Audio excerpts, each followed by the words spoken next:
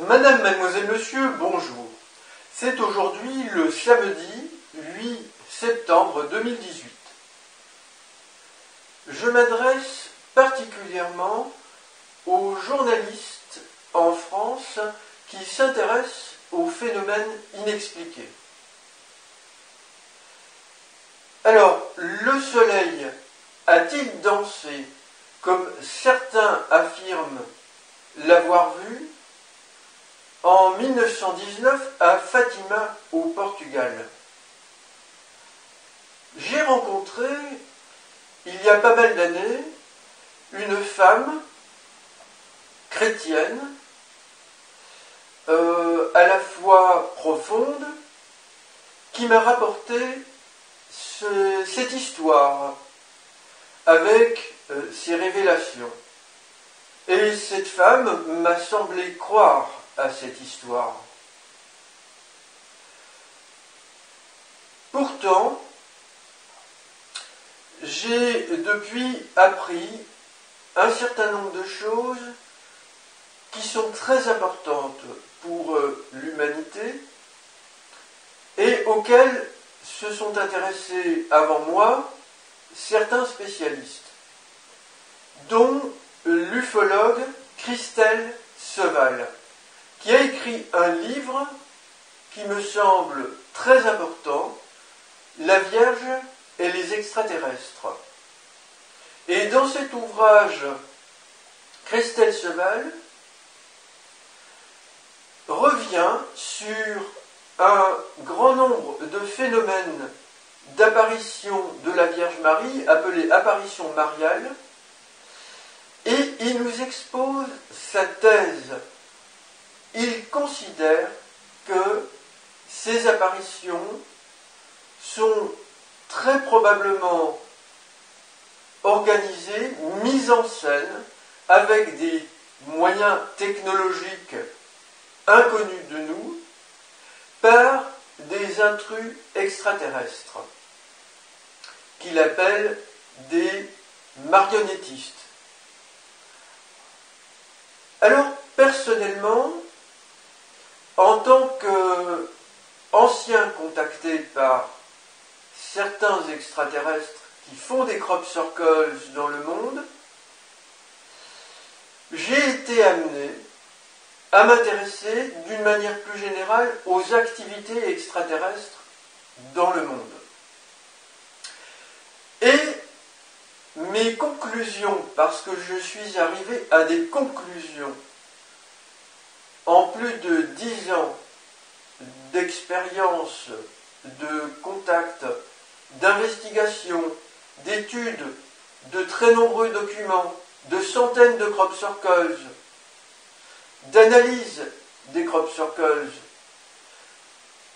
d'analyse, d'observation de phénomènes ovnis, de phénomènes de channeling, c'est-à-dire communication télépathique, de phénomènes plus rares, comme des approches dans ce qu'on appelle l'astral, de personnes qui s'intéressent aux communications avec l'au-delà, ce qu'on appelle la transcommunication instrumentale, et il y a des personnes qui sont approchées par des entités extraterrestres dans le cadre de cette transcommunication. Je pense à la chercheuse brésilienne Sonia Rinaldi. Il y a d'autres phénomènes, des contacts rapprochés. C'était celui de Maurice Mas, le 1er juillet 1965, à Valençol. C'était celui d'Ilona Guisbin, par exemple. Je ne me souviens pas là tout de suite du nom de la ville, ça va peut-être me revenir. Dans le sud de la France, Ilona Guisbin a été contactée, dit-elle, à son domicile, par des présences extraterrestres descendues de leur ovni avec des technologies inconnues, et elle a témoigné de projections d'images, dont des images qui montrent la crucifixion de Jésus.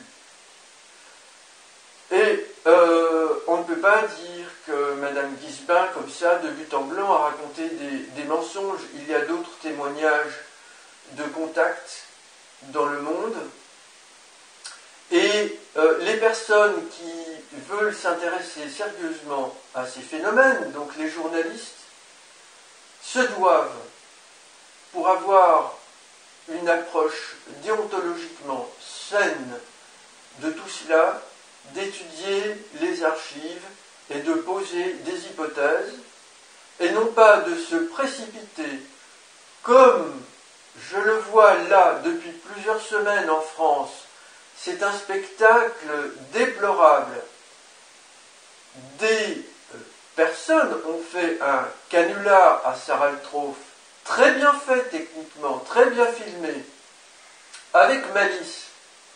Et ils ont montré que des personnes qui ont visité ce crop circle se sont trompées avec leur méthode d'analyse.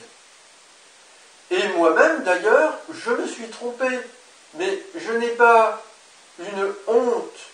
Je ne vais pas me battre la coupe pour ça, comme l'on dit. Je raffermis mes défenses. J'ai conscience que ma méthode elle-même n'est pas infaillible. Enfin, il faut savoir que pour étudier les crop circles, de manière scientifique, il faut monter vraiment un laboratoire, faire des essais reproductifs. L'INRA ne veut pas faire. Je ne connais pas de laboratoire public dans le monde qui a investi là-dessus, et c'est pourtant un des phénomènes les plus importants et les plus accessibles du XXe et du XXIe siècle. C'est une honte. Donc, on n'a pas de leçons à recevoir ni des journalistes, ni de cette bande de gigolos pour étudier les crop circles avec nos modestes moyens. Donc oui, il y a un taux d'erreur. Oui, certaines personnes ont des méthodes qui ne sont pas infaillibles. Personnellement, je n'emploie pas la radiesthésie. Ça ne m'inspire pas. Et je ne souhaite pas approfondir. J'emploie beaucoup l'information parce que par habitude, j'étudie essentiellement les crop circles qui nous sont communiqués par les personnes qui s'y intéressent au Royaume-Uni et qui sont spécialisés dans ce domaine et qui connaissent bien les auteurs de faux crop circles. Ils ont l'habitude de faire la différence et parfois ils se trompent aussi.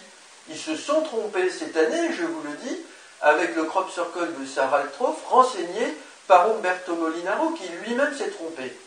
Et je le redis, Umberto Molinaro a raison, comme d'autres nombreux, à propos de l'origine extraterrestre, puisqu'il parle des galactiques, donc je considère que maintenant il l'a reconnu, de très nombreux crop circles au Royaume-Uni. Et parfois en France, la France étant un pays, entre guillemets, suspect, puisqu'il y a des canulars, comme il y en a au Royaume-Uni et ailleurs. Mais les crop circles, je rappelle que c'est un phénomène mondial, et que d'origine extraterrestre, il a suscité des craintes de la part de certains gouvernements qui ont peut-être véritablement financé discrètement des debunkers pour discréditer les premiers chercheurs qui ont attiré l'attention des médias sur l'origine inconnue de ces phénomènes, mais aussi, et je pense beaucoup, des personnes qui sont des plaisantins ou simplement des artistes inspirés qui ont voulu s'amuser avec le phénomène. Ce qui a entraîné une sorte de confusion dans les esprits. Alors voilà, je me souviens de la ville concernant le témoignage d'Ilona Gisbin, c'est Sospel. Et remarquez que Sospel comporte une place principale qui est la place Saint-Pierre. Et il a donc été fait allusion là à la place Saint-Pierre du Vatican à Rome. Beaucoup de personnes s'esclaffent de rire au sujet de mes informations concernant les présences extraterrestres qui se réclament de l'Apocalypse de la Bible. C'est pourtant très important et très grave. Et c'est très sérieux. Ça ne date pas d'hier, les phénomènes ovnis et supposés extraterrestres, les contacts supposés extraterrestres, en rapport direct avec l'Église. Nous sommes à la fin d'un plan extraterrestre et la religion chrétienne a été co-créée, c'est-à-dire créée ensemble avec ces extraterrestres pour réaliser le plan d'invasion de ces extraterrestres qui se veut un plan de secours divin. C'est ma conclusion. Et d'autres personnes observent ces phénomènes sans nécessairement les comprendre comme je vous les explique. Et je vous affirme que ce n'est pas un plan divin, mais que c'est un piège. Alors il y a beaucoup de crop circles depuis des décennies qui ont un message religieux. Il y a des crop circles en rapport avec le christianisme, des croix de Jésus-Christ, des allusions à la Sainte Trinité, Père, Fils, Saint-Esprit pour représenter les deux dans le catholicisme. Il y a, et dans le protestantisme aussi d'ailleurs, il y a d'autres signes. Il y a le visage de Jésus qui est apparu sous forme d'une figure dans deux cercles de part et d'autre de la route, et pour pouvoir former ce visage, il faut les réapparier. Et ce crop circle est extrêmement difficile à envisager de main humaine. C'est le groupe extraterrestre Pro-Jésus qui a réalisé ce double crop circle il y a plusieurs années au Royaume-Uni. Alors, il y a également des crop circles qui se réfèrent à la religion hébraïque, dont le chandelier à 7 branches et l'arbre des séphirotes, et il y a des crop circles qui se réfèrent à l'islam avec de nombreux croissants de lune associés par exemple à la représentation d'une église, comme ce fut le cas d'un crop circle en 2 ou 3 étapes successives au Royaume-Uni. Donc ces extraterrestres veulent rassembler autour d'eux les 3 monothéismes. Alors, certains disent, mais pourquoi font-ils des crop circles Eh bien, ils font des crop circles pour nous renseigner sur leurs intentions de façade et pour nous apprivoiser. Et aussi parce que, je l'ai découvert, il y a 2 groupes extraterrestres belligérants qui se sont entendus sur les conditions de l'emporter. Soit un groupe l'emporte, soit l'autre groupe l'emporte, soit aucun des deux ne l'emporte. On ne peut pas imaginer que la Terre devienne leur terrain de conflit comme ça.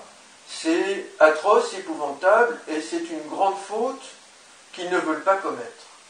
Donc, ils nous placent devant notre liberté de choix. Voilà, je vous encourage à, vous qui êtes journaliste scientifique, à étudier mes archives. Je vous rappelle 12 ans d'archives. Madame, mademoiselle, monsieur, je vous remercie pour votre attention.